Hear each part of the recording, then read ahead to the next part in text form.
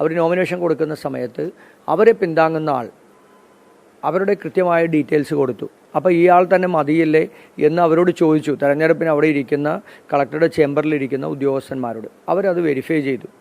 അവർ voter പട്ടിക verify ചെയ്തു. അവരത് പറയേണ്ടതായിരുന്നു, ഇന്ന ആൾക്ക് പിന്താങ്ങാൻ കഴിയില്ല, വേറൊരാളെ നിങ്ങൾ പിന്താങ്ങണം എന്ന് പറയേണ്ടതിന് പകരം അവർ പറഞ്ഞു ഇയാൾ തന്നെ മതി, പിന്താങ്ങിയാൽ മതി എന്ന് പറഞ്ഞ് അവരെ കൊണ്ട് അവിടെ വച്ചിട്ടാണ് സൈൻ ചെയ്യിക്കുന്നത്. പിന്താങ്ങുന്ന ആൾ നോമിനേഷൻ പേപ്പറിൽ ഒപ്പിടുന്നത്. അപ്പോൾ സ്വാഭാവികമായും തെരഞ്ഞെടുപ്പിലെ ഉദ്യോഗസ്ഥന്മാർ അത് കൃത്യമായി മനസ്സിലാക്കി അവരോട് പറയേണ്ടതായിരുന്നു. അവർ ഈ പറയുന്ന UDFൻ്റെ സ്ഥാനാർത്ഥിയായി നോമിനേഷൻ കൊടുത്ത ആൾ അവർ ഖാദി ബോർഡിലെ ജീവനക്കാരിയാണെന്ന് തെറ്റിദ്ധരിക്കപ്പെടുകയാണ് ഉണ്ടായത്. അപ്പോൾ മന്ത്രി വിളിച്ചാണ് ഇതെല്ലാം പറയുന്നത്.